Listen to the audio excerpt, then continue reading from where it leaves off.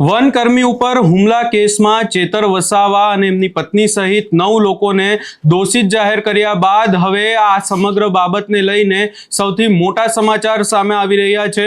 ચેતર વસાવા સહિત 9 આરોપીઓને સજા કરવામાં આવી છે। કેટલી સજા થઈ છે, શું છે સમગ્ર મામલો, એની વિગતે ચર્ચા કરીશું। નમસ્કાર, હું છું ઉજ્જવલ અને આપ જોઈ રહ્યા છો નિર્ભય ન્યૂઝ।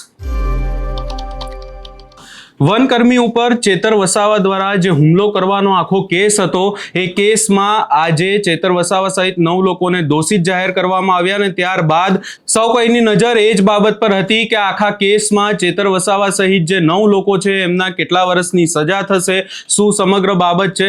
અને હવે સૌથી મોટા સમાચાર એ સામે આવી રહ્યા છે કે ચેતર વસાવા સહિત જે 9 આરોપીઓ છે એમને 7 વર્ષની સજા કરવામાં આવી છે અને 25,000નો દંડ જાહેર કરવામાં આવ્યો છે। આ આખી બાબત ને લઈને જો ચર્ચા કરવામાં આવે તો 2 વર્ષથી વધારેની જો સજા થાય તો ચેતર વસાવાનું હવે અહીંયા ક્યાંક ને ક્યાંક ધારાસભ્ય પદ પણ જઈ શકે છે। અને એ જ બાબતને લઈને ખાસ કરી અને અહીંયા જે સરકારી એડવોકેટ છે તેમના દ્વારા પણ એવો દાવો કરવામાં આવ્યો હતો કે આખા જે બાબત છે એમાં 10 વર્ષ સુધીની મહત્તમ સજાની જોગવાઈ છે અને ચેતર વસાવા અને આરોપીઓને 7 વર્ષની સજા હવે કોર્ટ દ્વારા જાહેર કરવામાં આવી છે।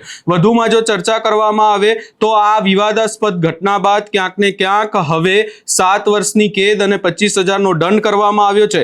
આ કેસમાં માત્ર ચેતર વસાવા જ નહીં પરંતુ તેમના પત્ની સહિત કુલ 9 આરોપીઓને કોર્ટે દોષિત ઠેરવ્યા છે।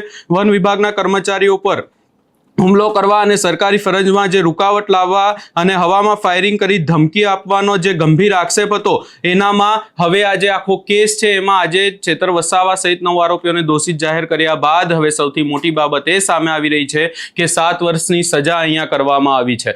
ખાસ કરી અને આખા કેસમાં જો આગામી સમયમાં હજી પણ સેશન્સ કોર્ટ દ્વારા ચુકાદો આપવામાં આવ્યો છે, હજી શું હાઈકોર્ટમાં એટલે કે જે ઉચ્ચ લેવલની કોર્ટ છે એમાં જઈ અને આખી બાબતમાં ચેતર વસાવા સહિત જે આરોપીઓ છે અરજી કરી શકે છે, પરંતુ હાલ પૂરતો જે ચુકાદો સામે આવ્યો છે એમાં 7 વર્ષની સજા કરવામાં આવી છે।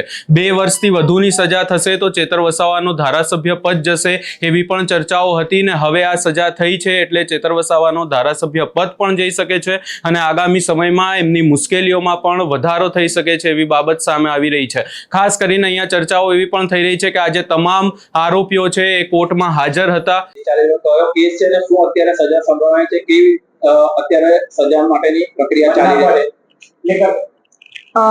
આ જે મેટર છે 2023માં ફોરેસ્ટ કર્મચારી પર જે ફાયરિંગ થયું હતું તે અંગેની આ મેટર છે અને એ મેટર અત્યારે હાલમાં એવી હીરપરા સાહેબ જે છે એડિશનલ ડિસ્ટ્રિક્ટ જજ સાહેબ એમની કોર્ટમાં આ મેટર ચાલી અને આ મેટરમાં સજાનું જે છે એ મને સંભળાવ્યું છે કે આટલી એટલે આપણે સજા કરવામાં આવી છે, પરંતુ કેટલી સજા કરવામાં આવી છે અને કેટલું કરવી જોઈએ એ અંગેની સજા અંગેની સુનાવણી અત્યારે હાલમાં થઈ અને બપોર પછી જે છે તો કેટલી સજા કરવામાં આવશે એ અંગેનું જાહેર નામદાર કોર્ટ દ્વારા કરવામાં આવશે।